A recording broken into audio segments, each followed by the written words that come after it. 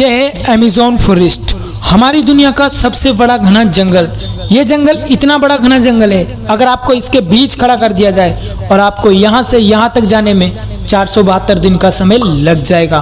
और इसी सफर में आपका सामना होगा ऐसे छोटे बड़े जानवरों का जिनका छोटा होना या फिर बड़ा होना कोई मायने नहीं रखता।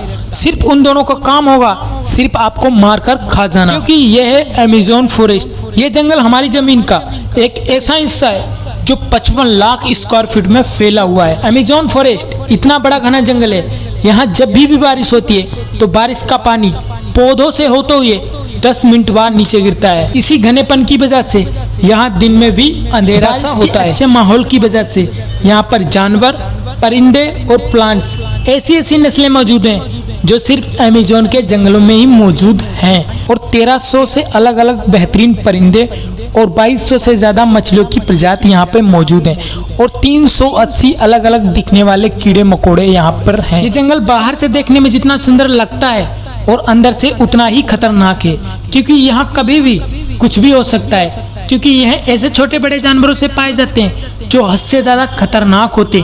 अगर कोई इंसान गलती से इस जंगल में चला जाता है तो उसका सामना सबसे पहले ग्रीन एनाकोंडा से होगा, जो दुनिया का सबसे बड़ा जहरीला सांप है, जो लगभग 30 फीट लंबा और 250 किलो वजनीय होता है। इसकी खास बात तो ये है, ये जब भी शिकार करता है तो अपने से बड़े अच्छे खासे जानवर को एक ही झटके में निगल लेता है। अमेज़न के जंगल में ऐसे न जाने कितने एनाकोंडा मौजूद होंगे जो अभी तक वैज्ञानिकों को पता ही नहीं चले।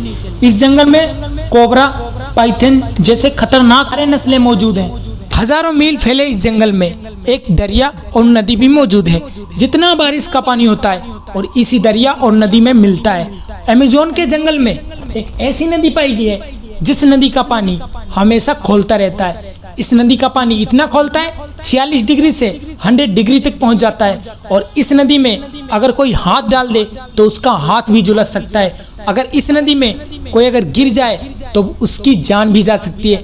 इस नदी की लंबाई 6 किलोमीटर लंबी है और 82 किलोमीटर चौड़ी है और गहरी 20 फीट गहरी है। एक बार वैज्ञानिकों ने ड्रोन से तस्वीर लेने की कोशिश की तो उनके हाथ कुछ ऐसा लगा जो उनको देखने के बाद सिर चकरा गया।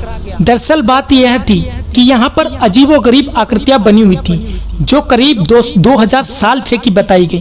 इन आकृतियां एक नहीं, दो नहीं, बहुत सारी आकृतियां थी। इन्हें ज्योग्राफी नाम दिया गया।